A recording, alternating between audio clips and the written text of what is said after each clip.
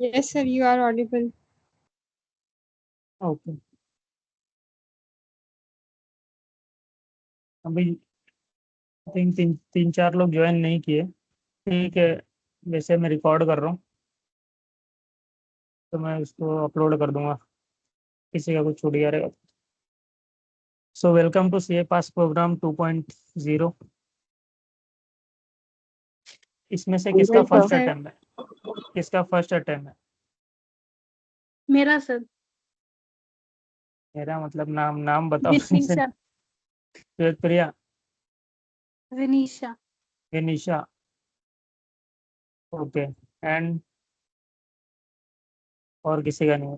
ठीक है, तो इस प्रोग्राम में क्या रहेगा, एक बार मैं आपको बताता हूँ कि ये कैसे चलेगा। ठीक है, इंडिविजुअली तो आई थिंक मैंने सबसे बात कर लिया, कोई पेंडिंग है इसमें किसी से मैंने नहीं बात किया हो? सबसे कर लिया ना आई नहीं थिंक। सर।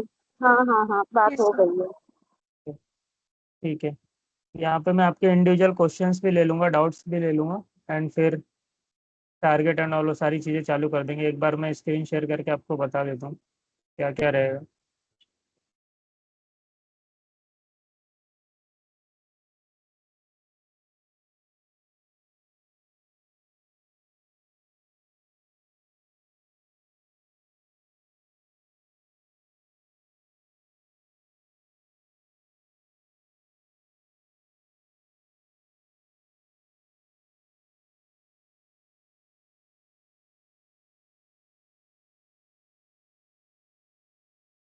स्क्रीन दिख रही है आपको?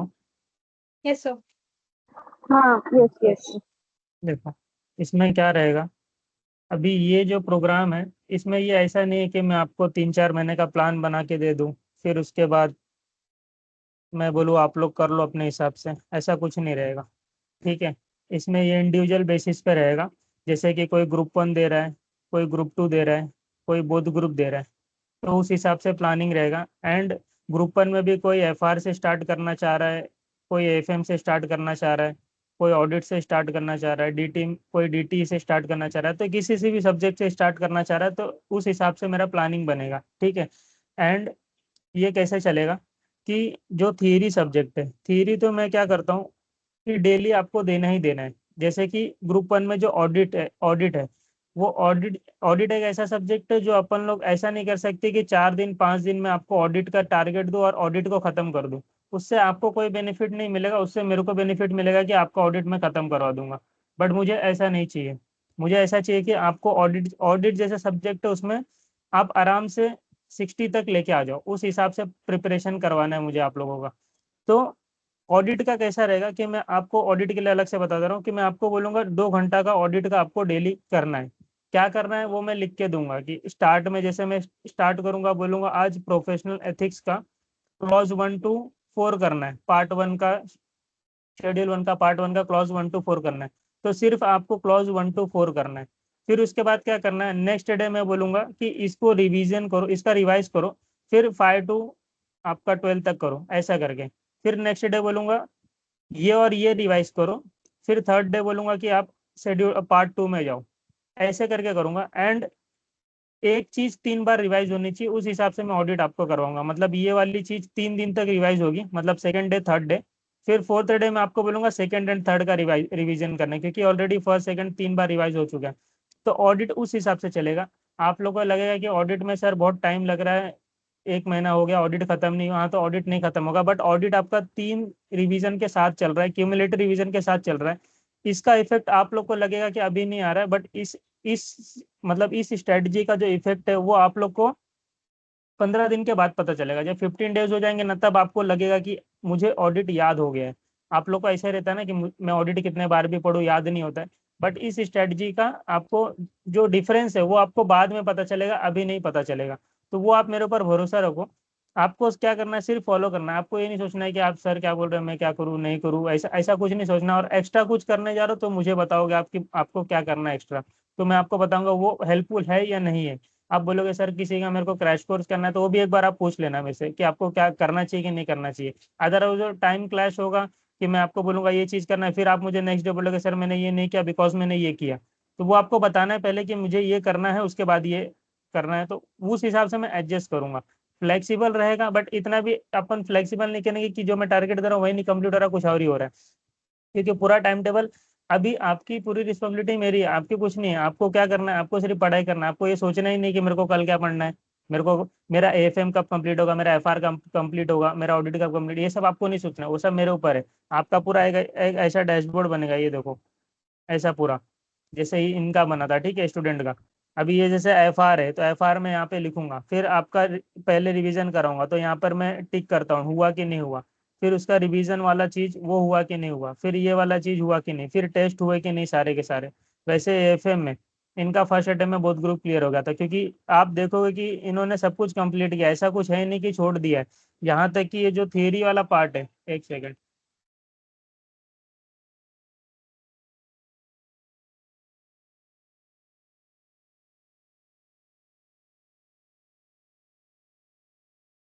यहाँ तक कि इनका जो थियरी वाला पार्ट है, जो हम लोग छोड़ देते हैं, अकाउंटिंग टेक्नोलॉजी, ये वाला प्रोफेशनल एथिक्स, वो भी मैंने इनसे करवाया। तो आप लोग जो कुछ भी छोड़ भी देते होगे वो भी कुछ नहीं छूटेगा, इसमें भी थियरी वाले सारी चीजें करवाई थी मैंने। तो वो सारी चीजें होगी होगी तभी जाके तो आपका रिजल्ट आएगा, अदरवाइज कैसे आएगा। डिफरेंस क्या रहेगा दूसरों लोगों में और हम लोग में, क्या डिफरेंस रहेगा? यही डिफरेंस होता है जो हम लोग खुद से पढ़ते तो पता नहीं चलता है, और जब कोई दूसरा कराता तो हमको पता चलता है कि ये चीज हम लोग छोड़ देते थे। एफएम में हम लोग आईआरआरएम छोड़ देते हैं, फॉरेक्स छोड़ देते हैं। तो ये सारी कुछ भी आपसे छूटेगा नहीं, और ये सब कुछ मैं करवाऊंगा। कैसे करवाऊंगा वो बस आप छोड़ दो मेरे ऊपर। सर मेरा बस आपसे बात नहीं हुई, ठीक है, मैं आपसे बात कर लूंगा अलग से, ठीक है। ऑडिट का जो है, ऑडिट में देखो, ऑडिट में भी सारा कुछ करवाया, टेस्ट एंड ऑल। तो ये आपको आपको ऐसा प्लानिंग व्लानिंग कुछ नहीं करना है, ये सब मेरा काम है, आपका कुछ काम नहीं है। आपको सिर्फ क्या करना है, जो मैं बोलूंगा उसको आपको फॉलो करना है, ठीक है। जिसका बोध ग्रुप है उसका पूरा सारे सब्जेक्ट का बनेगा, जिसका एक ग्रुप है उसका इतना ही बनेगा, ठीक है। और ऐसे में भी ऐसा नहीं कि ऐसे बोल दिया, ऐसे नहीं, वो अलग से मैं यहाँ पर लिखता हूँ, इसमें अटैच नहीं किया। ऐसे 200 वाली सीरीज हुई कि नहीं, 300, 400, 500, 600 वाली सीरीज हुई कि नहीं, वो सारी चीजें, ठीक है। तो ये डेली बेसिस पे आपको टारगेट मिलेगा, एंड डेली फॉलोअप होगा। आपका एक जिम्मेदारी रहेगा कि आज समझ लो मैंने आपको टारगेट दिया। ये सबके लिए अप्लीकेबल है कि आज मैंने आपको टारगेट दिया, तो 24 आवर्स के अंदर, मतलब आज समझ लो 3 बजे दिया, तो कल 3 बजे दिन में, 3 PM आज दिया तो 3 PM कल 3 बजे आप मुझे मैसेज करोगे कि मेरा कितना हुआ है, कितना नहीं हुआ है। ये आपकी जिम्मेदारी कि मुझे बताना कि इतना मेरा हुआ है। फिर उसके बाद मैं आगे की चीज बताऊंगा। आपका मैसेज नहीं आएगा तो मैं तो खुद फॉलोअप करूंगा, बट ये आपको इंश्योर करना है कि आप मुझे एक 24 घंटे के अंदर बताओगे। नहीं बताओगे तो ये क्या होगा, डिले होता जाएगा। आप समझ लो, बहुत सारे स्टूडेंट समझ लो, ठीक है। तो कोई एक स्टूडेंट मेरे से छूट गया, फिर मैं 2 दिन के बाद मैं उसको मैसेज कर रहा हूँ, तो आपका 2 दिन का डिले हो जाएगा। तो आप मेरे को मैसेज करो, वो ज्यादा अच्छा रहेगा। मैं तो सबको मैसेज करूंगा ही, आप खुद ही परेशान हो जाओगे कि सर क्यों इतना पीछे पड़ रहे हैं मेरे, क्योंकि आपको पास कराना है तो पीछे पढ़ना ही पड़ेगा। और आप लोग सोच रहे हो कि हम लोग बड़े हो गए, हम लोग को पीछे पढ़ने की जरूरत नहीं, हम लोग खुद से कर लेंगे, तो वो पॉसिबल ही नहीं। मैंने अभी तक समझ लो कि 150 से ऊपर स्टूडेंट लोग को मेंटर कर चुका हूँ मैं। तो मेरे को पता है कि 20 दिन के बाद कितने स्टूडेंट बचते हैं। एक टाइम मैंने नवंबर 23 के टाइम पे, उस टाइम पे मैंने ये सब फ्री में कर रहा था, ये सब मैं फ्री में करता था, ये सारी चीजें। तो 100 प्लस स्टूडेंट लोग ज्वाइन किए थे। आपको पता है फ्री में कराने का मतलब क्या होता है? जब फ्री में कराते हैं ना तो स्टूडेंट लोग को वो नहीं रहता, अकाउंटेबिलिटी नहीं रहती। तो क्या होता है, आप लोगों को कुछ आवाज आ रहा है क्या? नहीं नहीं नहीं बाहर से सर, आवाज आ रहा है ठीक क्या? है। नहीं हाँ सर। ठीक है, ठीक है। इधर क्या कंस्ट्रक्शन चल रहा है, मेरे को लगा आवाज नहीं आ रहा हो, आवाज। तो मैं बता रहा था, हाँ, कि 100 प्लस स्टूडेंट लोग ने ज्वाइन किया था। ओनली 20 स्टूडेंट लोग बचे थे लास्ट में, क्योंकि फ्री में था। और फ्री में रहता है तो कैसा रहता है कि स्टूडेंट लोग, आप ये सोचो, टेलीग्राम पे मैं टारगेट देता था, 20 दिन के बाद स्टूडेंट गायब, डिलीट डिलीट करके सब कुछ। तो अभी मेरा तो सब पूरा टाइम वेस्ट हो गया उसके पीछे पढ़ पढ़ के। मेरे को लगा था कि स्टूडेंट सिंसियर होंगे, करेंगे, बट वो लोग अपनी तरफ से ऐसा रखते हैं, ठीक है अभी हम लोग अपने हिसाब से करेंगे। तो आपको ट्रस्ट करना है, सबसे इंपॉर्टेंट चीज है ट्रस्ट करना है। एट द एंड के प्रोसेस तक ट्रस्ट करना है। और सब कुछ आप करोगे उसके बाद भी नहीं होगा तो उसके बाद भी मैं हेल्प करता हूँ। ऐसा नहीं है कि आपको एक अटेम्प्ट के बाद छोड़ दूंगा कि हाँ आपका हो गया, ऐसा नहीं है। मैं खुद मैसेज करता हूँ, ग्रुप में ही मैसेज करूंगा कि किसी को कोई क्लियर नहीं हुआ तो अगले अटेम्प्ट के लिए फ्री में करवा दूंगा मैं। बट वो आप लोग फिर बाद में मैसेज करने चाहिए कि हाँ सर करवाओ मेरे को, तो मैं करवाता हूँ। तो उसका आप टेंशन मत लो। अभी आपने ये ज्वाइन कर लिया ना, तो मतलब आप समझ लो सीए बन के ही निकलोगे। ऐसा तो होगा ही नहीं कि आप सीए नहीं बनोगे, सीए बन के ही निकलोगे। ठीक है, तो ये हो गया आपका टारगेट वाली बात बता दी मैंने। दूसरी चीज है आपका टेस्ट वाला। टेस्ट वाला, अभी टेस्ट वाले में कैसा रखेंगे हम लोग कि फर्स्ट टाइम तो मैं पहले आपको पूरा सिलेबस कंप्लीट कराऊंगा, फर्स्ट टाइम पूरा सिलेबस कंप्लीट कराऊंगा। फिर जब सेकेंड टाइम जब रिवीजन स्टार्ट होगा, रिवीजन जब स्टार्ट होगा तो मैं बोलूंगा आपको, ये देखो यहाँ पर टेस्ट वाली चीज देखो, ये हो गया फाइनेंशियल रिपोर्टिंग। तो मैं आपको बोलूंगा जब रिवीजन स्टार्ट करूंगा सेकंड वाले में, ठीक है, तो मैं बोलूंगा 16, 38, 40, 23 ये आपको रिवाइज करना है आज। ये भी इंडिविजुअल बेसिस पे, किसी का एफआर जल्दी कंप्लीट हो जाएगा, कोई एफएम कंप्लीट कर लेगा, तो उसका रिवीजन उस हिसाब से होगा। तो टेस्ट भी अलग अलग ही होता है, इंडिविजुअल बेसिस पे होगा। तो 16, 38, 40, 23 समझ लो, मैंने बोला आपको इसका रिवीजन करना है। फिर नेक्स्ट डे, सामरा आप बार बार ज्वाइन क्यों कर रहे हो, एक डिस्कनेक्ट हो जा रहा है क्या?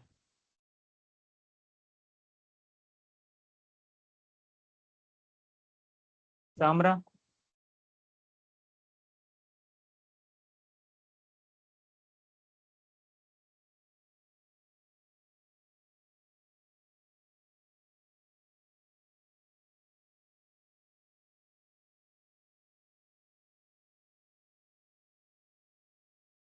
ठीक है।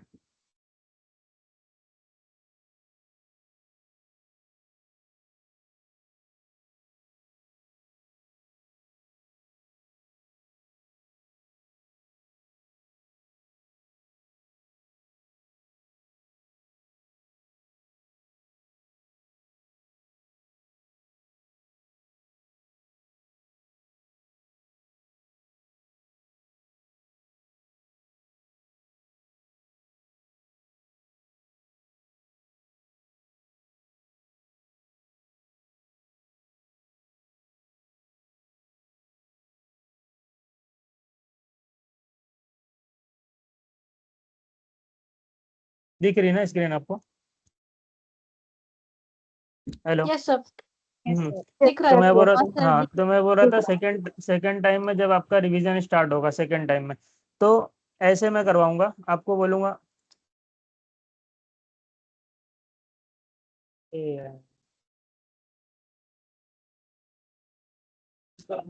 तो मैं बोल रहा था आपको ये सेकंड टाइम में रिवीजन कराऊंगा 16, 38, 40, 23। तो इसका टेस्ट 1 होगा, नेक्स्ट डे होगा, ठीक है।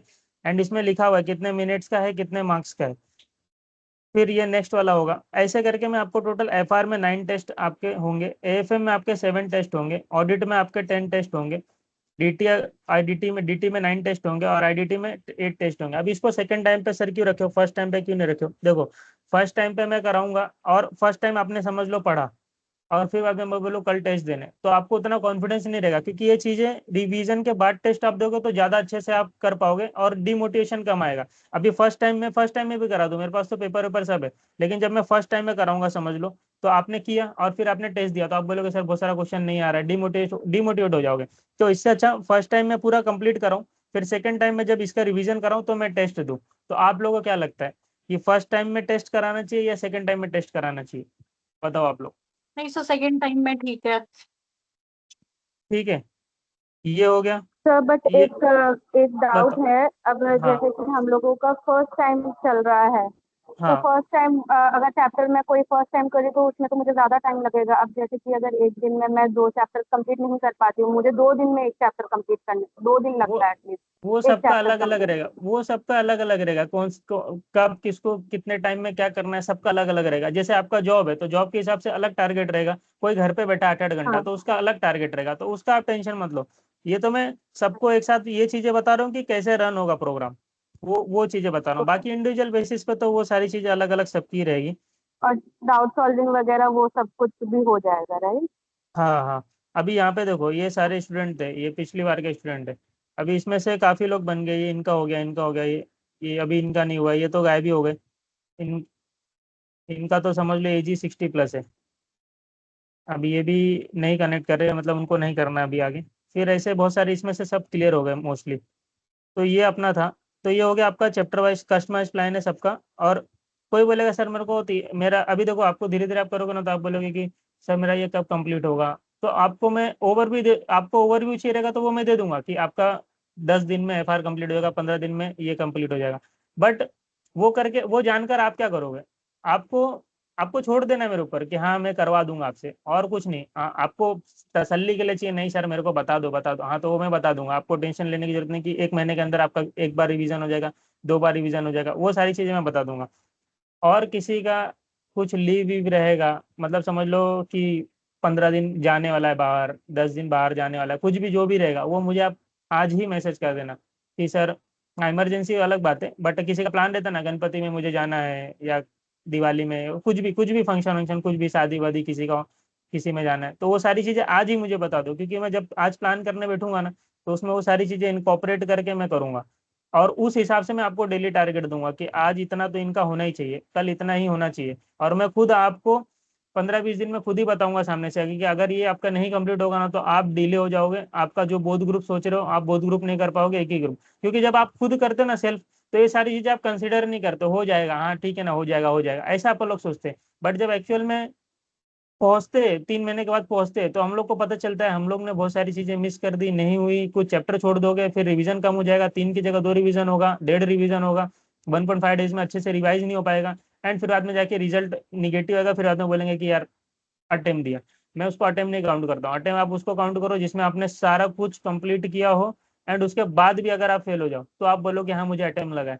बट इतना सब करने के बाद आप फेल हो गए, ये तो पॉसिबल बहुत ही कम है, मतलब समझ लो फिर वो डेस्टिनी है कि आप आज नहीं तो कल हो गए, ऐसा वाला हो जाएगा। बट ऐसा पॉसिबल नहीं होता कि आपने सब कुछ कर लिया और टाइम लग रहा है आपको, नहीं हो रहे हो। देखो मेरे साथ हुआ था, मैं 21 अटेम्प्ट में मैंने सब कुछ कर लिया था, बट मैं क्लियर नहीं हुआ था। मैं 21 अटेम्प्ट में सब कुछ कर लिया था, मतलब जितना करना चाहिए ना सब कुछ कर लिया था, और फिर भी मैं 21 अटेम्प्ट क्लियर नहीं हुआ। तो क्या मैंने छोड़ दिया? मैं छोड़ दिया होता तो मैं सोचता ना, वो होता है ना कि मतलब एक टाइम लिखा होता है कि इस टाइम पे आपका हो जाएगा। तो हम लोग, भगवान भी चेक करता है ना कि वहां तक वो पहुंच पा रहे हैं कि नहीं। तो मे 21 वही था मेरे लिए कि अब इसके बाद मैं छोड़ देता तो मैं सोचता चलो मेरे से होगा ही नहीं। बट मैं बोला चलो अब इतना किया तो अगला टाइम एक बार देख लेते हैं ना। तो फिर November 21, मतलब दिसंबर में एग्जाम हुआ था, वो दे दिया मैं, और वो मेरा क्लियर होगा बोथ ग्रुप साथ में। तो वही होता है कि हम लोग पूरा होप छोड़ देते हैं, और पेशेंस हम ना, ये ऐसा ही ऐसी है कि मतलब पेशेंस आपका चेक करेगा, इतना चेक करेगा कि मतलब आप एक एंड टाइम पे आके बोलोगे चलो ठीक है छोड़ देते हैं, नहीं होगा अपने से। बट वही एक लास्ट स्टेज रहेगा कि उसके बाद वाला आप दे दो क्लियर हो जाओगे। तो बहुत सारे स्टूडेंट लोग के साथ ऐसा होता है कि एट द एंड तक पहुंचते हैं, फिर उसके बाद वहां से छोड़ देते हैं। अभी मेरे एक फ्रेंड की बात कर रहा हूँ कि मतलब वो लास्ट तक था, उसके बाद उसने बोला कि यार अब नहीं करना है, छोड़ देना है, तो उसने छोड़ दिया। तो नहीं हुआ मतलब उसके बाद उसने एग्जाम ही नहीं दिया। और मुझे पता था कि अगर वो अगला टाइम देता तो क्लियर हो जाता था। मैंने उसको बहुत मोटिवेट किया, बट उसका खुद ही अंदर से माइंडसेट ऐसा था कि अब नहीं देना एग्जाम, अब तो इतना सब तो कर लिया है ना, तो अब क्या करे एक्स्ट्रा। तो वही चीज होती है कि जब ऐसा लगे कि अब एक्स्ट्रा कुछ नहीं कर सकते, आपको अंदर से मन में ऐसा लगे कि अब एक्स्ट्रा कुछ नहीं कर सकते, तो एक्स्ट्रा एक ही चीज करो कि अगला टाइम एक बार दे दो, आप पढ़ के दे दो, तो आप क्लियर हो जाओगे, ऐसा होता है। एक दूसरे फ्रेंड की बात बता रहा हूँ, वो भी ऐसे ही था, मतलब उसका भी ऐसे ही था कि सब कुछ कर लिया बट उस अटेम्प्ट में नहीं क्लियर हुआ। तो वो भी ऐसे ही छोड़ रहा था, बट बहुत मोटिवेट किया मैंने उसको, बोला कि भाई देख तू लास्ट अटेम्प्ट दे दे, जॉब अब मत ज्वाइन कर। तो उसने यही कंडीशन पे किया कि मैं अब लास्ट अटेम्प्ट दे रहा हूँ, और क्लियर नहीं हुआ तो मैं सीए हरदम के लिए छोड़ दूंगा।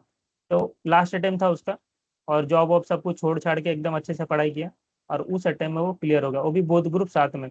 और वो अटेम्प्ट में तो उसका तबियत तबियत सब कुछ खराब हो गया था एग्जाम का टाइम पे, फिर भी वो क्लियर हो गया।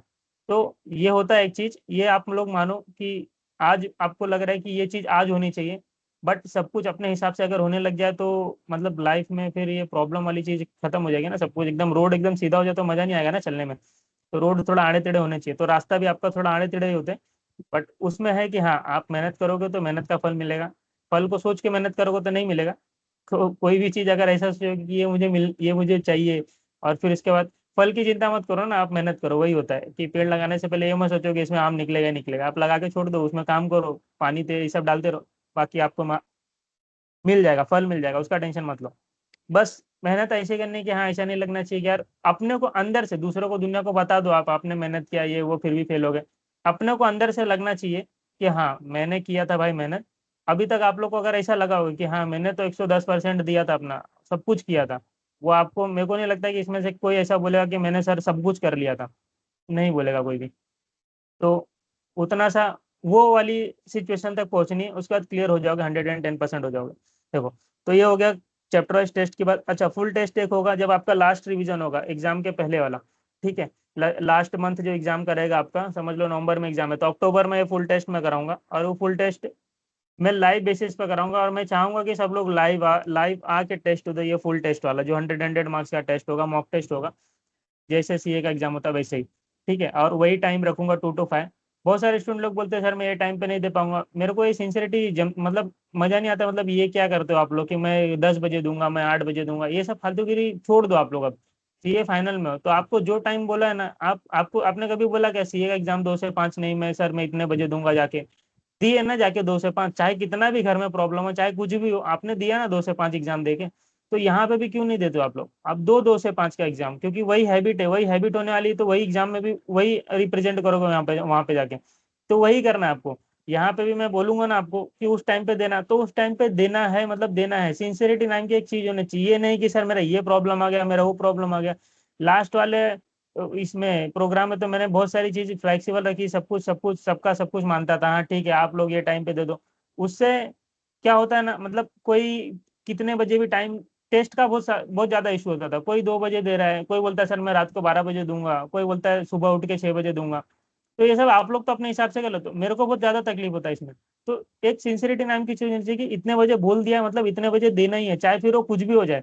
हाँ, एक इमरजेंसी नाम की चीज होती है कि वो हो गया तो चलो उसके लिए हम लोग छोड़, बाकी तुम्हारे खुद के बेनिफिट के लिए कि नहीं मैं ये टाइम पे नहीं दूंगा, मेरा पढ़ के नहीं हुआ, भाई पढ़ के नहीं हुआ तो पढ़ के आओ, और नहीं हुआ तो भी एग्जाम दो, लिखो। तुमको 0 मार्क्स आएगा ना, तभी तुमको समझ में आएगा कि तुमने क्यों नहीं पढ़ा। मतलब तुमको ऐसा बेइज्जती महसूस होना चाहिए ना खुद को। आप बोलोगे सर कुछ नहीं आ रहा तो क्या लिखे, हाँ तो वहां पे लिखो कि मेरे को कुछ नहीं आता है, और फिर उसका दो पेपर सबमिट करो मेरे को। तो आपको समझ में आएगा कि हाँ मैं, ये मेरी बेइज्जती हुई। तो आपको ऐसा लगेगा कि नहीं अब पढ़ना चाहिए। अब नेक्स्ट अटेम्प्ट में भी, नेक्स्ट वाले पेपर में ये थोड़ी लिख सकते हैं यहाँ पे नहीं आता है। और मेरा दिमाग खराब होता है, मैं स्टूडेंट को निकाल देता हूँ सीधा सीधा कि भाई ये तेरा रिफंड पूरा अमाउंट, और तू जा भाई, तेरे से नहीं होगा। सीधा सीधा मैं एक बहुत स्ट्रिक्ट हूँ, मतलब करना है तो करना है, नहीं करना तो छोड़ देना। क्यों ये आलतू फालतू आधा चीज में क्यों रुकना है? कि लटका के रखे हो, आप घर वालों को भी लटका के रखे हो, खुद भी लटके हो, और ना खुद आगे बढ़ पा रहे हो ना पीछे जा पा रहे हो। तो जो है सो है क्लियर, करना है तो करना है, नहीं करना है तो खत्म, छोड़ दो। क्लियर यही बताऊंगा मैं आपको, आज के ही दिन ही डिसाइड कर लो। अगर पढ़ना है और मेरे साथ करना है ना, तो आपको तो समझ लो कि खून पसीना पूरा निकाल दूंगा मैं, उस हिसाब से पढ़ना है। और अगर ऐसा लगेगा नहीं सर मेरे से तो नहीं होगा, तो आज ही घर वालों से बोल दो कि सर देखो ऐसा ऐसा था, मैं सीए फाइनल में तो आगे, बट अब नहीं हो पाएगा, छोड़। तो वो वाली सिचुएशन है तो वो भी बता दो। वो सब नहीं जमता है कि मेरे को कल ये है, मेरा कल एक्सक्यूजेस एक ही चाहिए कि हाँ इमरजेंसी था। बाकी दूसरा एक्सक्यूज मैं नहीं सुनता। तुम्हारा तबीयत खराब हो गया, दैट इज एन एक्सक्यूज। बाकी कोई एक्सक्यूज नहीं सुनता मैं। पहले से बता दो कि ये ऐसा है, ये ऐसा होने वाला है, तो वो मैं सुन लूंगा। बाकी मैं कुछ नहीं सुनूंगा कि एंड टाइम पे आप बोलोगे कि कल मैं टेस्ट इसके लिए नहीं दूंगी क्योंकि मेरा ये है, वो नहीं चलेगा। टेस्ट मतलब बोल दिया तो देना है तो देना है। अब क्या लिखना है वो आप लोग जानो, आपको क्या लिखना है। नहीं पढ़ा के, हाँ अभी टारगेट दूंगा तो कल ऐसे झूठ झूठ मत बोल देना हाँ सर कंप्लीट हो गया। बोलते हैं बहुत लोग झूठ झूठ, हो गया सर कंप्लीट हो गया, अपने हिसाब से फिर कर लेंगे। 16 38 40 दिया तो 16 38 हुआ, तो लिखो सिर्फ 16 38 हुआ, 40 23 बाकी। मुझसे झूठ बोल दोगे तो समझ लो अपने आप से झूठ बोल रहे हो। मेरे को झूठ बोलोगे तो कैसे पता चलेगा मेरे को आगे आगे का क्या कराना है? मैं तो यही सोचूंगा हाँ हो गया इनका 4 इंडेक्स, जो बाकी है वो बाकी है, वो करना है फिर आपको। तो उस हिसाब से आपको चलना पड़ेगा इसमें। फिर 1 to 1 को आपको जब चाहे तब आप कॉल कर सकते हो। जब भी आपको ऐसा हेल्प लगे, जब भी आपको लगे कि मेरे को लो फील हो रहा है, मेरे से नहीं हो रहा है, कुछ भी एनीथिंग रहा एनीथिंग, आप मुझे कॉल कर सकते हो, डायरेक्ट कॉल कर सकते हो। मैं कॉल तो उठा लेता हूँ, मतलब उसी टाइम ही उठा लेता हूँ। और समझ लो कभी कुछ और कर रहा नहीं उठा पाया तो मैं कॉल बैक करूंगा, ठीक है। आप उसका टेंशन मत लो, आप कभी भी कॉल कर सकते हो, आपको करना है करो, जब जब आपको कॉल करना है तब करो। एग्जाम टाइम का रिवीजन स्ट्रेटजी मैं बताऊंगा। अभी देखो सब कुछ हो जाएगा आपका, टारगेट एंड ऑल सब कुछ, टेस्ट एंड ऑल सब कुछ हो जाएगा। तो लास्ट मंथ अपन रिवीजन करेंगे। वो रिवीजन टारगेट में देता हूँ अलग से, रिवीजन टारगेट स्टार्ट होगा आपका। आपका डे 1 से लेकर डे 2 डे 3 तक आपका चलेगा, डे 80 डे 70 तक, डे 80 डे 90 तक चलेगा। फिर लास्ट का 30 दिन आपका रिवीजन चलेगा। अपने पास अभी कितना 120 दिन है, तो 120 दिन के हिसाब से अपन लोग चलेंगे, ठीक है। अब 1.5 एग्जाम डेज आपको, आप 1.5 डेज में आपको कैसे करना है, एक एक घंटा में कौन कौन सा चैप्टर करना है, सारी चीजें मैं आपको बताऊंगा, ठीक है। एंड 3 आवर्स का एग्जाम राइटिंग, सबसे मेन इंपॉर्टेंट तो ये 3 घंटा आप एग्जाम में बैठ के करोगे क्या वहाँ पे। आपका किसी का माइंड ब्लॉक हो जाता है, कोई बोलता है सर मेरा माइंड ब्लॉक हो गया, मुझे मतलब उसको कैसे टैकल करना है, कहाँ से स्टार्ट करना है पेपर, तो वो सब कुछ मैं बताऊंगा आपको जब ये चीज़ आएगी, ठीक है, उसका अलग से वीडियो डालूंगा मैं। तो ये हो गया आपका इसके बारे में पूरा इन्फॉर्मेशन, टेस्ट एंड ऑल सब कुछ हो गया। एंड ये आपका जितने टेस्ट होने वाले हैं आप लोग देख लो यहाँ पर, 9 + 7 + 10, तो 27 टेस्ट यहाँ पर होने वाले आपके, 26 टेस्ट। और ये आपके ग्रुप 2 में 9 + 8 17 टेस्ट ग्रुप 2 के होने वाले, फिर सबके इंडिविजुअल मॉक टेस्ट होने वाले, तो 26 + 17 + 5। तो आप देख लो इतने टेस्ट होने के बाद, इतने individual test and mock test, इतने सब टेस्ट होने के बाद आपको कोई फेल कर सकता है क्या? आप खुद कैसे सर, नहीं आप टेस्ट नहीं दोगे तो फेल हो जाओगे, सिंपल सी बात है। तो ये सारी चीज हो गई, क्लियर हो जाओगे यार, आप टेंशन मत लो, आप भरोसा रखो ना। ये वो वाली चीज नहीं है कि मतलब मैंने आपको प्लान बना के दे दिया, ये अलग ही, ये मेंटरशिप है ही नहीं ना, ये मेंटरशिप नहीं है, ये पूरा पास प्रोग्राम है, इसके लिए तो इसको मेंटरशिप नहीं बोलता मैं। आपको क्लियर करवा के छोड़ना है, तो that is that is our plan. अब आप लोग बताओ, आप लोग को क्या क्या डाउट है, इंडिविजुअल एक एक हैंड रेस करके मेरे को बताओ, तो मैं बात करता हूँ, फटाफट से बताओ। कुछ डाउट है, कुछ पूछना है, एक एक करके बताओ फटाफट, हैंड रेस करके बताओ। बोलो साक्षी।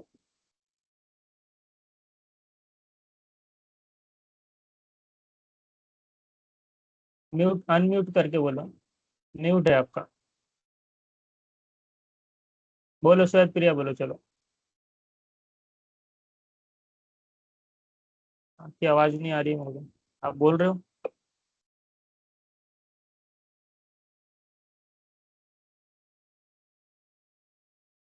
बोलो।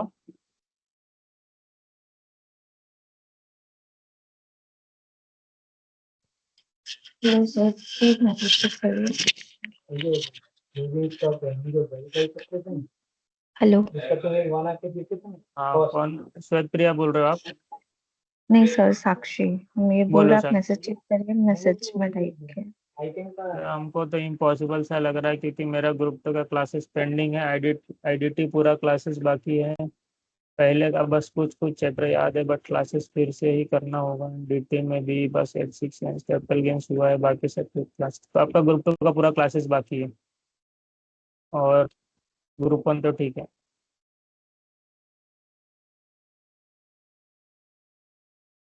वो आपका सेकंड ग्रुप का पूरा ही क्लासेस बाकी है ना, तो आप ऐसा कर सकते हो कि ग्रुप 1 प्लस डीटी दे दो, डीटी का आपका क्लासेस चल रहा था, तो ग्रुप 1 प्लस डीटी दे दो आप, एंड जॉब छोड़ के डीटी प्लस आईबीएस, क्योंकि आईबीएस का तो हाथ पाँव है ही नहीं, वो तो वही है, सब मिला के ही आने वाला है। तो डीटी प्लस आईबीएस और आपका ग्रुप 1 उस हिसाब से चलेगा। बोलो श्वेत।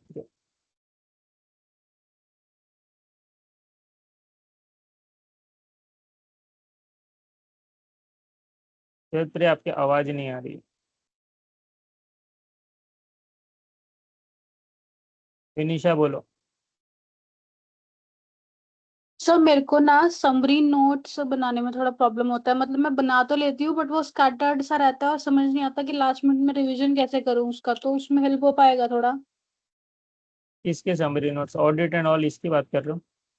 सारे सब्जेक्ट्स में, अब जैसे लाइक प्रैक्टिकल सब्जेक्ट एएफएम है, उसमें हम्म। लास्ट मिनट में क्या देखना है? चलो बच्चे कहते हैं कि फॉर्मूलाज देख लो, बट फॉर्मूलाज देख के नहीं चलता है क्वेश्चन। नहीं, आप तो देख रहे हो ना लेक्चर, फॉर्मूला कहाँ है आपको याद करना पड़ रहा है, आप मेरे लेक्चर देख रहे हो ना। नहीं, आपके लेक्चर में देख रही हूँ, बट मैं ये पूछ रही हूँ कि एग्जाम से पहले ऐसा क्या हम कंसाइज क्या तैयार करके रखें अपने लिए कि वो लास्ट मिनट में हम रिवीजन कर पाए उसका? एग्जाम से पहले देखो, अभी आपके पास जैसे मर्जर इक्वेशन अपन ने किया, तो मर्जर इक्वेशन में मैंने आपको बताया कि ये वाले राउंड वाले क्वेश्चन आपको एग्जाम के टाइम पे नहीं देखने हैं, बराबर। ठीक है। और जो आपके कट वाले क्वेश्चन है वही आपको करने हैं, जो मैं आपको करा रहा हूँ। राउंड वाले क्वेश्चन तो आपने होमवर्क कर लिए। तो जब आप रिवीजन करने बैठे, अभी आप जब फर्स्ट टाइम रिवीजन कर, अभी आपका आपका फर्स्ट अटेम्प्ट है, तो आप जब फर्स्ट टाइम रिवीजन करोगे तो थोड़ा टाइम लगेगा, जब सेकेंड टाइम रिवीजन करोगे तो वही मर्जर इक्वेशन करने में सिर्फ 1 से 1.5 घंटा लगेगा आपको। तो वो ऑटोमेटिक चीज़ें आप खुद ही समझ जाओगे कि आपको क्या पढ़ना है क्या नहीं पढ़ना है, जैसे जैसे आप पढ़ते जाओगे। और उसमें फॉर्मूला कुछ नहीं, सिर्फ जो जैसे कि उसमें स्वैप रेशियो वाली चीज हो गई, फिर उसके बाद आपका इक्विवेलेंट डीपीएस हो गया, आफ्टर मर्जर वाली, तो वो आपको पॉइंट लिख के रखने की ये चीज मुझे इस चैप्टर में देखना रहता है, और कुछ नहीं करना है। अभी जैसे एफआर है तो एफआर में इंडेस 2 हो गया, कंसोलिडेशन हो गया, बिजनेस कॉम्बिनेशन हो गया, तो उसमें कौन से पॉइंट्स आपको देखने हैं। अभी एफआर आपने जहां से भी किया होगा तो एक कॉन्सेप्ट नोट नाम की चीज उन्होंने दी होगी, तो उसमें ये चीज आपको पढ़ना है, वो चीज पढ़नी है। और कौन से क्वेश्चन आपको करना है वो आज से ही आप टिक करोगे कि ये वाले क्वेश्चन मुझे करने हैं, ये वाले क्वेश्चन तो बिल्कुल भी नहीं देखने, ये वाले क्वेश्चन सिर्फ एक बार देखने हैं। तो वो टिक मार्क वाली चीज आप खुद करोगे। जैसे देखो आप, मैं पहले ही लिख लेता हूँ टी वाई के में 31 क्वेश्चन है, उसमें ये वाले क्वेश्चन करने, ये वाले नहीं, तो वो आप हर एक सब्जेक्ट के लिए कर सकते हो कि क्वेश्चन के लिस्ट बनाओ और ये वाले करने, ये वाले नहीं करने, तो वो वाली चीज आप करके रखोगे। एएफएम के लिए तो पूरा मैं बना के आपको दूंगा कि कौन सा चैप्टर करना है, कौन से चैप्टर में कौन सा क्वेश्चन छोड़ना है, कौन सा क्वेश्चन एग्जाम के टाइम पे सिर्फ देखना है, तो वो तो पूरा एएफएम का मैं करके दूंगा। सेम वे में आपको AFM, FR and audit and सबके लिए करना रहेगा। ठीक है और सर। और अगर जैसे कुछ समरी जैसा टाइप बनाना है तो आप क्या किया करो, चैट जीपीटी में डाल दिया करो कि ये पूरा एक चैप्टर है, उसका पीडीएफ डाल दिया आपने, उसको बोल दो आप समरी बना के दे दो, शॉर्ट रिवीजन एग्जाम टाइम के लिए खुद बना के दे देगा पीडीएफ टाइप। तो आप लोग चैट जीपीटी का यूज करना थोड़ा इसमें, अभी पढ़ने में भी ज्यादा यूज करो ये सारी चीजों का। कंसाइज नोट सब कुछ खुद बना के देता है वो। और आपको कुछ भी तकलीफ आएगा ना चैट जीपीटी में लिखने का, अपनी भाषा में लिखने का कि क्या करूँ, मुझे ये समझ में नहीं आ रहा है, इस चीज का आप शॉर्ट नोट बना के दो, पूरा बना के देगा वो। तो उसका यूज करना थोड़ा, अभी आप, आपको पता है आप सारी ये, अभी ये जो मैं पीडीएफ दिखा रहा था वो पूरा चैट जीपीटी बना के दिया है। तो बहुत ईजी कर देता है चीजें। तो वो सारी चीजें आप पढ़ाई में बहुत ज्यादा यूज कर सकते हो किसी भी चीज के लिए। कोई क्वेश्चन नहीं ठीक आ है रहा तो सर। क्वेश्चन डाल दो, चैट जीपीटी बता आंसर तुमको दे देगा। तो उसका यूटिलाइज करना सीखो आप लोग। बोलो okay Aarti. Sir, thank you. Hello. हाँ बोलिए। तो अब मुझे एक और डाउट है। अब जैसे कि एएफएम को ही ले लीजिए। एएफएम में है ना, पिछले 2 अटेम्प्ट से क्वेश्चन पेपर में मतलब वो लोग क्वेश्चन भी ऐसे पूछ रहे हैं जो मॉड्यूल में ही नहीं है। अब अगर मैं 100% सिलेबस कवर भी कर रही हूँ but still I am not in the position ना कि मैं वो पेपर अच्छे से अटेम्प्ट कर पाऊँ, फुल कॉन्फिडेंस के साथ अटेम्प्ट कर पाऊँ, तो उसका क्या वे आउट है? अभी देखो, अभी जो पेपर था ना इस अटेम्प्ट का जो था, मैं 26 वाला अटेम्प्ट का, तो इसमें भी अगर मैं हाँ। आपको बताऊं ना तो 40 मार्क्स आपका आ जाएगा। ऐसा पेपर नहीं था कि आपको 40 मार्क्स भी नहीं आएगा। और आईसीए ने 10 से लैग हो 12 गया मार्क्स। सर, लैग हो गया आपका वीडियो। आ रहा है अभी आवाज। हाँ हाँ, अब आ रहा मैं है। बोल रहा हूँ इस बार का जो अटेम्प्ट था उस अटेम्प्ट में ऐसा भी नहीं था कि आपका 100 में से 40 भी नहीं आएगा, ऐसा पेपर नहीं था। आपका 30 मार्क्स में से 16 to 17 मार्क्स एमसीक्यू का जो था वो एवरेज एवरेज था कि आप कर लोगे, आपके लॉजिक्स एंड ऑल सब कुछ क्लियर है तो आप आराम से उसमें यस मार्क्स ला यस। लोगे। 10 से 12 मुझे मार्क्स इस आई बार से। वही 36 आया सर उसमें, और अपने एएफएम में। 36 है ना। हाँ। तो मुझे ऐसा लग रहा है कि अगर मैं फॉरेक्स और आईआरआरएम छोड़कर गई थी, ये 2 चैप्टर्स पूरा वो छोड़कर गई गलत है थी, ना। अभी और आप बाकी के फॉरेक्स चैप्टर्स मैंने किए फॉरेक्स और थे। आईआरआरएम में आप छोड़ दिया तो उससे ही तो आया था 8-10 मार्क्स के ऊपर, तो फॉरेक्स आईआरआरएम इसी से आ गया था। और जी नहीं करके जाती हूँ मैं, मतलब वो चीजें छोड़कर बाकी की चीजें मैंने करके गई थी। आपको कुछ नहीं छोड़ना है, और सिंपल आप अभी जो मैं फास्ट ट्रैक करा रहा हूँ ना अनअकैडमी पे, आप उतना कर लो, हो जाएगा आपका काम। यहाँ पे जो अच्छा। लेक्चर देख रहा होगा ना उनको पता होगा कि मैं किस हिसाब से पढ़ा रहा हूँ। आपको कुछ याद करने की जरूरत नहीं है, फॉर्मूला वॉर्मूला कुछ याद करने की जरूरत नहीं पड़ेगी। और अलग ही लॉजिक क्लियरिटी आपको मिलेगी। यहाँ पे जितने स्टूडेंट आई थिंक सारे ही देखते होंगे एफएम मेरा। तो आपको अब यस सर। तो आपको यहाँ पर वो लेक्चर आप देख लोगे ना तो आपको खुद समझ में आएगा कि आज तक आपने क्या पढ़ा था और क्या आप पढ़ रहे हो। बहुत ज्यादा डिफरेंस आपको अच्छा। दिखेगा। और मेरा एक और डाउट है। अब जैसे कि आप जो मॉक टेस्ट वगैरह लेंगे, जो मॉक मैंने ना पिछली बार टेस्ट सीरीज लिया था अंकुश शर्मा का, तो मुझे उसमें काफी अच्छा आया था, एएफएम में मैंने स्कोर किया था, बट फिर जब एग्जाम देने गई तो क्वेश्चन पेपर अलग ही लेवल का आया था। तो फिर अपना मॉक टेस्ट का मतलब कैसा लेवल रहेगा? तो उसी अभी जो इंस्टीट्यूट है एआई यूज कर करके वो लोग क्वेश्चन पेपर बना रहे हैं, तो नहीं, वो मतलब तो कैसे क्या एआई रहेगा? ने एआई ने भांग खा के पेपर बनाया था एएफएम का। वो तो एएफएम का आप छोड़ दो, उस हिसाब से बनाया था, लेकिन पेपर आपका रहेगा जैसा आपका आईसीआई का लेवल का रहता है ना। अभी मैं सारे पेपर वैसे हाँ ही हाँ। रखूंगा, एफआर एएफएम ऑडिट, सारे पेपर वैसे रखूंगा मैं। अच्छा, ओके, हम्म, ठीक है सर। तो तो बस वही टेस्ट सीरीज को लेकर मुझे थोड़ा सा इस ऐसा था कि उस लेवल का अगर टेस्ट सीरीज आएगा तो अच्छा हाँ रहेगा हम लोगों के वैसे ही लिए। करूँगा। और इस बार का तो एफएम आप छोड़ दो, वो तो एफएम तो वो लोग ने कैसे ही बनाया था पता नहीं। हम्म। बाकी तो वो खुद नहीं सॉल्व कर पाएंगे, क्या ही पेपर बना के दे रहे हैं ये लोग। तो इस बार का एक्सेप्शनल था। बट इसके लिए तो दस मतलब बारह मार्क्स 10-12 मार्क्स का भी आईसीआई देता है क्या? इसे इसमें आपको ग्रेस मार्क्स का भी ग्रेस देता है, मार्क दस है। बारह मार्क्स नहीं देता। इस बार दिया है वो लोग को ही पता है, हम्म। रिजल्ट नहीं आ रहा है तो। अब किसी का अच्छा। 54 या 56 मार्क्स आया तो समझ लो उसको उसको 40 ही आया था। 40 प्लस 10-12 ओके। मार्क्स उसको एक्स्ट्रा मिला है, तो ऐसा समझ लो। अच्छा, ओके। और दूसरी चीज मतलब अभी जैसे कि एएफएम ठीक है, ऑडिट में मेरा क्या इश्यू हो रहा है कि ऑडिट में मेमोराइज करने जब बैठ रही हूँ ना, तो या तो फिर मेरा पता नहीं मैं कीवर्ड्स अच्छे से यूज नहीं कर पा रही हूँ, या आंसर कैसे वे में लिखना चाहिए मुझे, वो चीजों में प्रॉब्लम हो रही है। मैं सिलेक्टिव स्टडी करके गई थी, मतलब है ना, चैप्टर्स में जो है वो 3-4 चैप्टर कवर किया था, प्रोफेशनल एथिक्स और कारो, इतना कवर करके गई थी। सिलेक्टिव स्टडी नहीं बाकी। करना है ना, सिलेक्टिव स्टडी नहीं करना है, वो तो मैंने आपको फर्स्ट टाइम ही बोला, अभी जब मीटिंग में पहले वही बोल दिया कि सिलेक्टिव स्टडी करनी ही नहीं है। सिलेक्टिव स्टडी करोगे लेकिन तो रिजल्ट भी सिलेक्टिव आएगा, या तो पास या तो फेल, फिर सिलेक्टिव आएगा ना आंसर। तो सिलेक्टिव स्टडी लेकिन करनी ही तो नहीं है। मतलब जैसे कि फर्स्ट टाइम था मेरा, तो फर्स्ट टाइम में वो पूरा याद मेमोराइज करना डिफिकल्ट हो रहा था ना, तो टाइम तो मैनेजमेंट वो बैठ नहीं रहा था।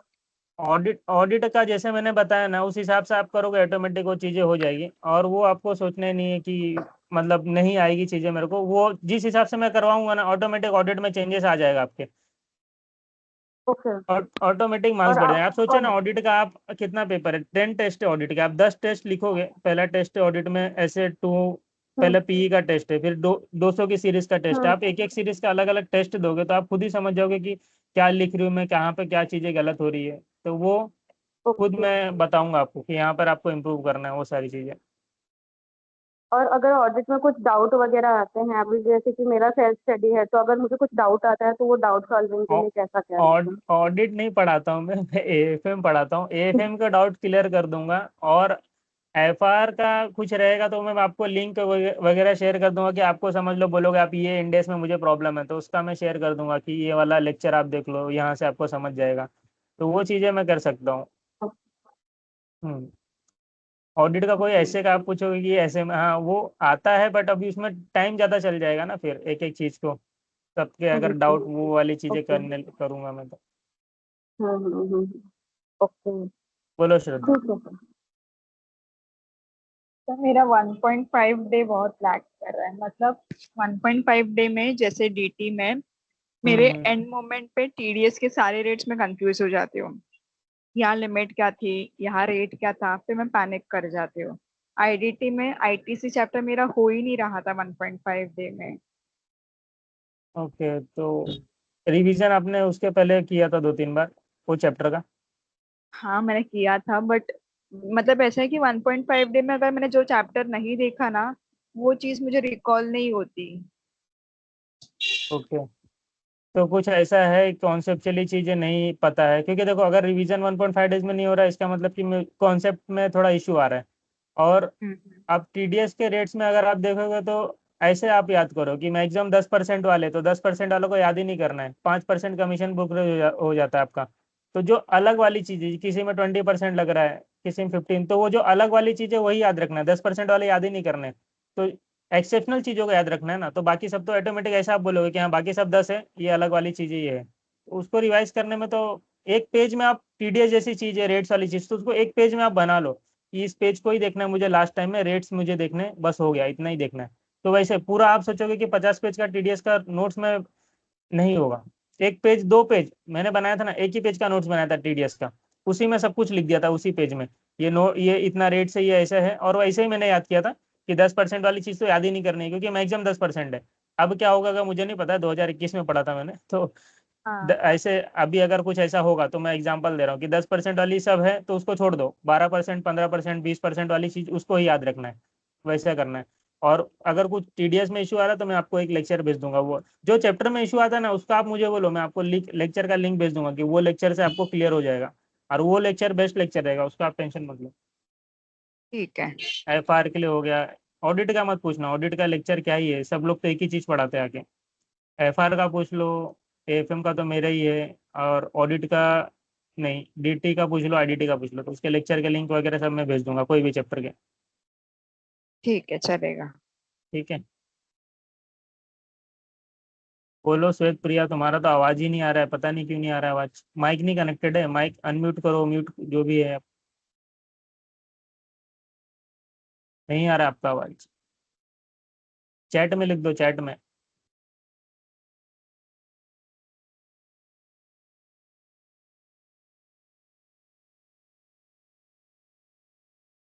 डाउट है कुछ?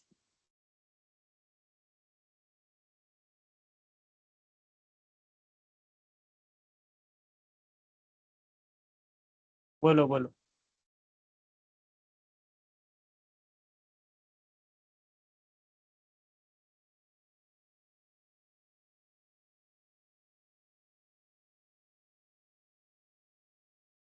एफआर एंड ऑडिट का लेक्चर पेंडिंग। ठीक है, अभी तो आप ग्रुप 1 नहीं दे रहे हो ना, ग्रुप 1 ही कर रहे हो ना अभी तो आप। हाँ तो हो जाएगा, उसका टेंशन मत लो। लेक्चर के साथ ही तो मैं रिवीजन भी करवाते जाऊंगा ना, जिसका लेक्चर पेंडिंग है वो भी टेंशन मत लो, लेक्चर के साथ ही रिवीजन करवाऊंगा मैं।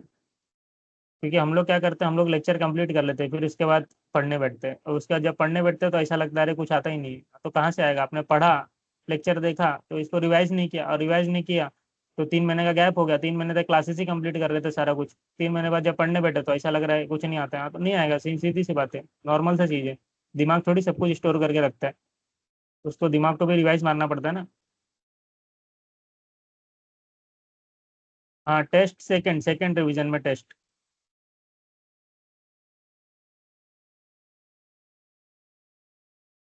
लेक्चर ही पेंडिंग है, एंड मेरा ग्रुप 1 एंड डीटी एग्जामेशन का ट्राई कर रही हूँ, तो अभी क्या पॉसिबल होगा? ग्रुप 1 प्लस डीटी ऐसा ही करेंगे ना, ग्रुप 1 प्लस डीटी वैसे ही करेंगे। आरती आपका वैसे ही करेंगे, ग्रुप 1 प्लस डीटी। ये तो मेरा बात हुआ था आपसे। ठीक है, एक और चीज़ मैं आप लोगों को बता दे रहा हूँ, आपको वो चीज़ फॉलो करनी है, सारे लोगों को वो चीज़ फॉलो करनी है। देखो, और आपको मुझे पर्सनल में वो चीज़ें भेजनी है। अब क्या करना है सर, देखो, बहुत लोग बोलते हैं सर मेरी इफेक्टिव स्टडी नहीं हो पाती, इफेक्टिव स्टडी नहीं हो पाती है, तो क्या करना है आप लोग को?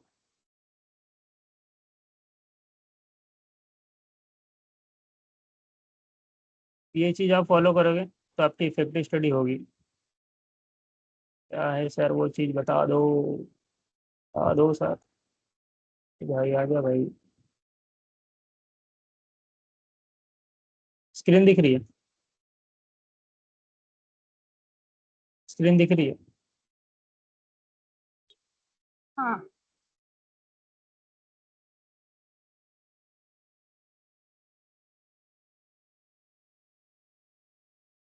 हम्म। देखो, आप सभी लोग को ना टाइमर यूज करना है, टाइमर इफेक्टिव स्टडी के लिए। अब देखो क्या करना है इसमें, पता है आप लोग को? कल से यूज करना है, ठीक है, कल से यूज करना है, और डेली मुझे भेजना है। जिसका नहीं आएगा उसका एडमिशन कैंसिल हो जाएगा विथ फुल रिफंड। अब देखो यहाँ पर 12 PM, कल 12 PM को आप क्या करोगे? आप टाइमर को ऑन करोगे, ठीक है, 12 PM को टाइमर को ऑन करो, ठीक है। पढ़ने बैठ गए, पढ़ने तो आप सुबह से बैठे हो, 12 PM को आप टाइमर टाइमर को ऑन किए, फिर टाइमर चल रहा है, चलने दो, खाना पीना खाने गए, पॉज कर दो उसको, अदर वर्क पॉज कर दो उसको, ठीक है। ऐसे आप करोगे, ऐसे कर करके अब रात को सर सोने चले गए तो पॉज करके सो जाओ, नेक्स्ट डे सुबह उठे उसको रिज्यूम करो, नेक्स्ट डे 12 PM आप उसको टाइमर को ऑफ करो, फिर क्या करो, इसका स्क्रीनशॉट लो और मुझे भेज दो, ठीक है। वो जो स्टडी होगी वो आपकी इफेक्टिव स्टडी होगी, वो आपकी स्टडी इफेक्टिव स्टडी होगी, दैट इज, ये आपका फाइनल आउटपुट रहेगा। हमको क्या लगता है, हम तो पूरा दिन बैठे पढ़ाई कर रहे, बट बीच में बहुत सारे डिस्ट्रैक्शन होते, कहीं आप पढ़ते पढ़ते कुछ सोचने लग गए तो उसको पॉज कर दो भाई। आप कहीं दुनिया में चले गए, दूसरी दुनिया में चले गए, तो उसको पॉज कर दो। फिर आप पढ़ते पढ़ते समझ लो कि कोई बुला लिया, पॉज करके जाओ, कुछ भी हो आपको पता चलेगा कि आपने इफेक्टिव स्टडी कितना किया है।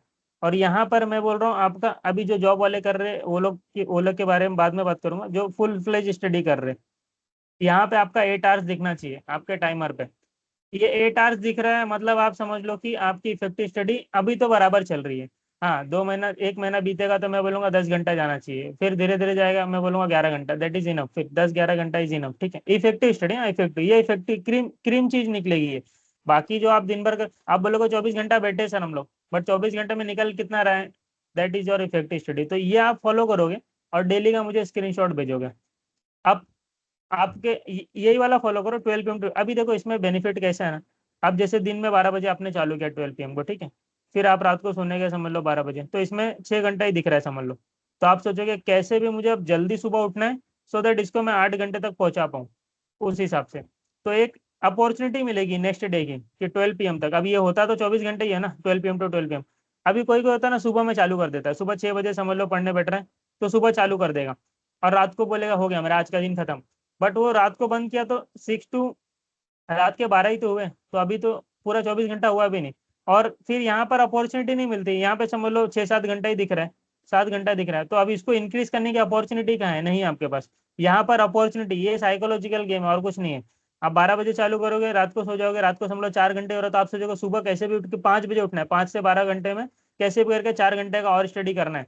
तो ये आपके अंदर एक आग उठेगा कि मुझे ये कैसे भी करके 8 घंटे तक पहुंचाना है, नहीं तो सुनने को मिलेगा, और ये सुनने को मिलेगा आपको नहीं, आपका स्क्रीनशॉट में मुझे कम दिखेगा तो थोड़ा मोड़ा सुनने को मिलेगा। और जो सुनने को रेडी है वो आप इतना समझ लो कि 3-4 महीने में आप बहुत कुछ सुनने वाले हो, तो ही जाके आपका कंप्लीट होगा, अदरवाइज नहीं होगा। मैं कुछ बोलूंगा ही नहीं तो आप कैसे कंप्लीट कर पाओगे। तो वो चीज़ तो होने वाली है आप लोग के साथ, तो ये आपको फॉलो करना है। ठीक है, ठीक है। और कुछ है, टाइमर वाली चीज़ आपको फॉलो करनी है, और मुझे डेली का डेली आपको क्या करना है, स्क्रीनशॉट भेजना है। सर ग्रुप में भेजना है क्या, नहीं भाई ग्रुप में नहीं भेजना है, पर्सनल में भेजना है। नहीं तो किसी का 10 घंटा देख लोगे तो ऐसे ही टेंशन में आ जाएगा, अरे सर वो तो 10 घंटा पढ़ा, मेरा तो 4 ही निकला। तो ये वाली चीज़ नहीं होनी चाहिए। ठीक है ना, ठीक है। ऐसे ऐसे थम्सअप थम्सअप दे सकते हो, मेरे को समझ में आएगा ना रिएक्शन में। चलो फिर चलते हैं, और कल से टारगेट आपका चालू कर देता हूँ, कल 3 बजे से। सॉरी कल मॉर्निंग में, अच्छा मॉर्निंग में सबको डेली टारगेट आ जाएगा, और नेक्स्ट डे मॉर्निंग में आपको बताना है मेरे को, ठीक है। अब जो लास्ट में ज्वाइन किया या जो मिड में ज्वाइन किया, ये पूरा रिकॉर्डिंग मैं यूट्यूब पे डाल दूंगा, आप लोग देख लो पूरा रिकॉर्डिंग। और बाकी तो मिलते हैं कल से, ठीक है। चलो, जॉब वालों का अलग से मैं कर देता हूँ। जॉब वालों का मिनिमम 4 आवर्स तो निकलना चाहिए, 4 to 5 आवर्स, और एक ही ग्रुप। बट लास्ट टाइम में आपको छुट्टी, लास्ट टाइम में एग्जाम के पहले 1 to 1.5 मंथ्स समर्पण कर देना, अपने आप को समर्पित कर देना है। लास्ट 1 to 1.5 मंथ उसमें मत बोलना कि मेरा, और ऐसा भी कुछ किसी का है कि सर छुट्टी भी नहीं मिलेगी, तो फिर भाई अभी से तुमको ज़्यादा मेहनत करवाऊंगा मैं। अगर छुट्टी नहीं मिलेगी तो अभी से ज़्यादा मेहनत करना पड़ेगा। और लास्ट में सिर्फ आपका समझ लो कि एग्जाम के पहले, एग्जाम डेज नहीं, एग्जाम के पहले 10 से 12 दिन तो मुझे चाहिए आपका, फुल फ्लेज वाला। मेडिकल लीव मार देना, कुछ भी मार देना, पास होना है तो इतना तो मार ही दो कि हाँ सर मेरा तबीयत खराब हो गया है, अब मैं जॉब पे नहीं आऊँगा 10 दिन, उस दिन एक बार पास हो जाएगा तो जॉब तो मिल जाएगी ना, बढ़िया वाली जॉब मिल जाएगी। तो उस हिसाब से आप डिसीजन लिया करो, ये नहीं कि जॉब करना ही है फिर अगला टाइम वापस देना है, फिर अगला टाइम वापस देना है, तो लूप में फंस जाओगे, फिर एक टाइम पे आके छोड़ दोगे, फिर उसके बाद सोचोगे कि वापस 6 महीने बाद तीन तीन ही तो पेपर है, दे ही देता हूँ। तो फिर ये तो ऐसा लूप है ना, छूटता ही नहीं है। तो प्रायोरिटी को, किसी किसी चीज़ को प्रायोरिटी पे रखो, ऐसा मत सोचो कि ये दोनों साथ में हो जाएगा, दोनों साथ में कहाँ होता है। तो इसके लिए लास्ट के टाइम तो देने पड़ेंगे, अभी चल रहे हो, अभी कर रहे हो, अभी धीरे धीरे थोड़ा थोड़ा पढ़ रहे हो, ठीक है। बाद में आपको उस हिसाब से करना पड़ेगा कि करना है तो फिर 1 महीना तो 10 दिन 15 दिन देना पड़ेगा, ठीक है। चलो फिर मिलते हैं कल से, डेली में आपको टारगेट दूंगा, आज कर लो मज़ा, कल से टारगेट मिलेंगे आपको, ठीक है। रात को ही आज टारगेट दे दूंगा सबको। बाकी किसी का कुछ अलग प्रॉब्लम हो तो वो मुझे पर्सनल कॉल करके बोल सकता है। चलो बाय बाय।